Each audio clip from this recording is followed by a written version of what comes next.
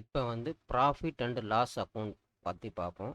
ஏற்கனவே நம்ம trade account பார்த்துருக்கோம். ட்ரேட் அக்கௌண்ட்டில் ஃபைனல் அவுட்புட் என்னது? கிராஸ் ப்ராஃபிட்டு இந்த பக்கமும், கிராஸ் லாஸாக இருந்தால் இந்த பக்கமும் பேலன்ஸு ப்ளேஸ் பண்ணணும். சிம்பிளாக இந்த பக்கம் டெபிட் சைடு, இந்த பக்கம் கிரெடிட் சைடு. இந்த பக்கம் அந்த ப்ராஃபிட் அண்ட் லாஸ் வந்து இந்த கிராஸ் ப்ராஃபிட் வந்து ஒரு ப்ரொடக்ஷன் லைன்லேருந்து, ஒரு ஃபேக்ட்ரியிலேருந்து வர்றது. பட் ஒரு ஆர்கனைசேஷனில் இன்கம்ங்கிறது ப்ரொடக்ஷனில் மட்டும் வராது. இன்ட்ரெஸ்ட்டாக இருக்கலாம், இன்வெஸ்ட்மெண்ட்டாக இருக்கலாம், இல்லை வேறு டைப் ஆஃப் கிராண்ட்ஸு இது மாதிரி ஏதாவது இருக்கலாம். இது மாதிரி இன்கம் எல்லாம் இந்த பக்கம் நாம் ட்ரேட் அக்கௌண்ட்டில் ஏற்கனவே பார்த்துட்டோம். டைரக்ட் எக்ஸ்பென்ஸ் மொத்தம் அங்கேயே நம்ம டிடக்ட் பண்ணிட்டோம், ப்ராஃபிட்டில் சார்ஜ் பண்ணிட்டோம். இங்கே வந்து இன்டைரக்ட் எக்ஸ்பென்ஸை மட்டும் நம்ம வந்து சார்ஜ் பண்ண போகிறோம். என்ன indirect expense? Management expense, financial expense, sales and distribution expense, depreciation and maintenance. மிஷினரியோட டிப்ரிஷியேஷனை வந்து நம்ம இங்கேயே வந்து வருஷம் வந்து எக்ஸ்பென்ஸாக கன்சிடர் பண்ணி டெபிட் பண்ணிடுறோம்.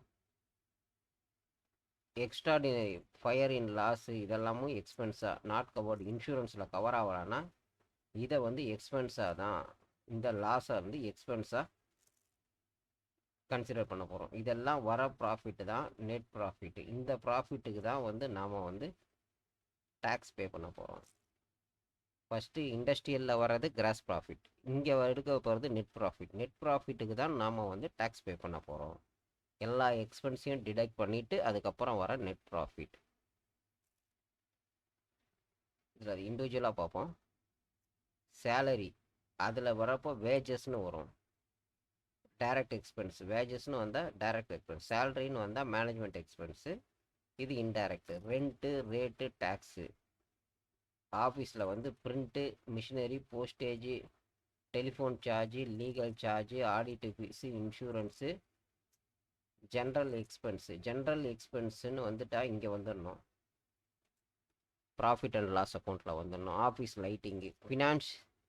ஃபினான்ஷியல் எக்ஸ்பென்ஸ்னால் கேபிட்டலுக்கு நம்ம இன்ட்ரெஸ்ட் பே பண்ண வேண்டியிருக்கும், லோனுக்கு இன்ட்ரெஸ்ட் பே பண்ண வேண்டியிருக்கும், டிஸ்கவுண்ட் வந்து அலோவ் பண்ண வேண்டியிருக்கும், பில்லில் டிஸ்கவுண்ட் கொடுக்க வேண்டியிருக்கும், பில்லில் வந்து ஒரு அமௌண்ட் வந்து ப்ராஃபிட்டுன்னு சொல்லிட்டு நம்ம அசட்டில் வந்து சார்ஜ் பண்ணியிருக்கோம்.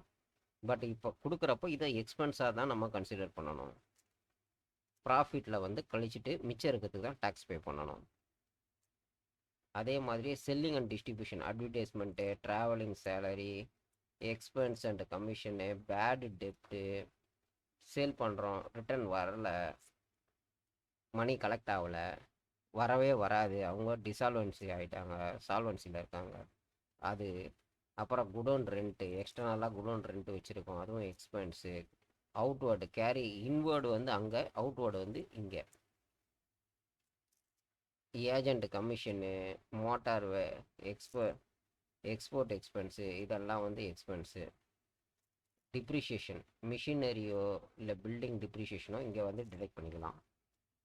இங்கே அந்த மிஷினரியோட டிப்ரிஷியேஷனை டிடெக்ட் பண்ணிட்டு பேலன்ஸ் ஷீட்டில் வந்து அசட்டோட வேல்யூஷன் இறங்கிடுச்சு, ஏன்னா டிப்ரிஷியேஷன் இங்கே கழிச்சிட்டோம் இல்லையா. அதே மாதிரி இன்கம், கிராஸ் ப்ராஃபிட் வந்து ஒன் ஆஃப் த இன்கம் வந்து ட்ரேடு அக்கௌண்ட்லேருந்து, அதான் மேனுஃபேக்சரிங்லேருந்து. இன்ட்ரெஸ்ட் ரிசீவ்டு, ஏதாவது இன்ட்ரெஸ்ட் இருந்ததுன்னா. டிஸ்கவுண்ட் ரிசீவ்டு, லேட்டர் பீரியடில் வந்து நம்ம வந்து டிஸ்கவுண்ட் கிடச்சிருக்கோம், இன்வைஸ் பில்லில் இருந்திருக்காது, பட் இப்போ கிடச்சிருக்கோம், இதை வந்து நம்ம வந்து இன்கம்மாக கன்சிடர் பண்ணோம். கமிஷன், எனி ஆஃப் த சர்வீசஸோ இல்லை வந்து ஒரு கன்சல்டண்ட்டோ இது மாதிரி பண்ணுறதுக்கு கிடைக்கிற கமிஷன்ஸு. ரெண்ட்டு ஃப்ரம் டெனண்ட்டு, ஏதாவது ஒரு பில்டிங்கை லீஸுக்கு விட்டுருக்கோம், அது.